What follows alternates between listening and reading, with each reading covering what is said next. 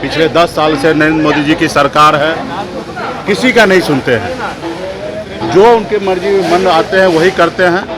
आप एक भी कोई भी व्यक्ति अपने दिल पे हाथ रखकर सोचिए कि ये देश में लोकतंत्र है या राजतंत्र है।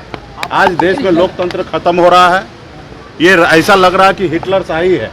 आप बताइए कि आप लोग कभी सुने हैं कि डायरेक्ट कोई मुख्यमंत्री को उठा के जेल में डाल दिया जाए? हमारे देश में दो मुख्यमंत्री को देश में जेल में डाल दिया गया है। एक भी युवा को रोजगार नहीं मिल रहा है। अग्निवीर के तहत 4 साल पर रिटायरमेंट किया जा रहा है।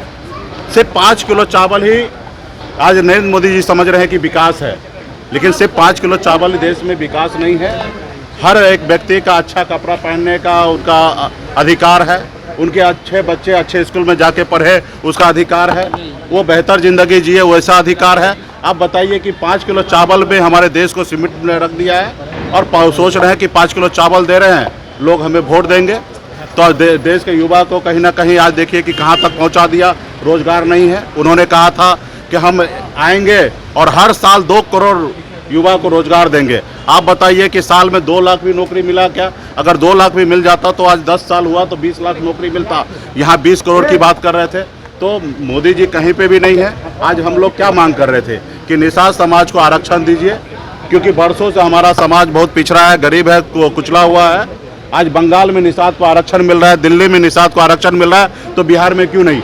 जब देश एक है, संविधान एक है, तो हमारे साथ भेदभाव क्यों? और आपने कई बार वादा किया कि हाँ हम आपका काम करेंगे।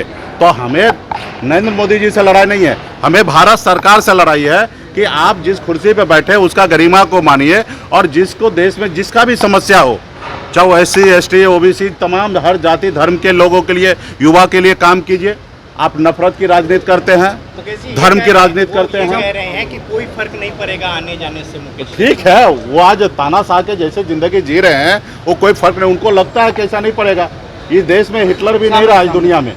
तो अभी उनके पास इतना शक्ति है, जो चीज़ नहीं करना चाहिए वो कर रहे हैं। हम लोग कभी कल्पना भी नहीं कर सकते हैं कि सत्ता पावर में आके ऐसे पावर को दुरुपयोग करना चाहिए। आज उनके पास है, पैसा है, धन बल है, ताकत है, ED CBI है, जिनके मर्जी फर्जी केस बनाकर उनको जेल में डाल देना। आप बताइए ना कि ये लोकतंत्र में सही है? आपने अभी बॉन्ड के जरिए पता चला, आपने देखा कि किस तरीके से चंदा ले रहे हैं। अपने आप को हिंदूवादी राजनीति करते हैं, हिंदू कहते हैं, और गौ मांस कंपनी से पैसा 250 करोड़ रुपया चंदा लिया। आप काम के बदले में पैसा लेते हैं, ED का पेपर दिखा के हजार करोड़ रुपया लेते हैं। काम दे के लोगों को वैक्सीन लगवा के लोगों से, अपने देश के लोगों को वैक्सीन लगा दिया और 2000 करोड़ रुपया कंपनी से अपने चंदा ले लिया। 3 सीट है, उस पर कैसे उम्मीदवारी होगी? वो कहाँ से चुनाव लड़ेंगे? उस पर अभी पार्टी स्तर पे आज सामने हमारी बैठक है कोर कमेटी का, उस पर हम लोग निर्णय लेंगे कौन कहाँ लड़ेंगे। हमारे लड़ाई सिर्फ चुनाव लड़ना नहीं है, समाज में बदलाव लाने की है। और निश्चित तौर पर हमारी पार्टी को 3 सीट मिला है, तो 3 सीट पे हम लोग सभी जाति धर्म के लोगों को मजबूती से चुनाव लड़ाएंगे। और निश्चित तौर पे ये भी मोदी जी का ही काम था। देश में 927 पार्टी को उन्होंने खत्म कर दिया। वो बहुत प्रयास कर रहे थे कि मोदी जी की VIP पार्टी भी खत्म हो जाए, लेकिन इसके लिए हम लोगों ने मेहनत किया। चुनाव आयोग जितना बार जो पेपर मांगा हमने दिया और हमने अपनी पार्टी बचाने में कामयाब रहा। हाँ, सिंबल उन्होंने एक गलत तरीके से सिंबल दूसरे पार्टी को अलॉट कर दिया। अभी हमारे पार्टी को दूसरा सिंबल उन्होंने अलॉट किया है, लेडीज पर्स है।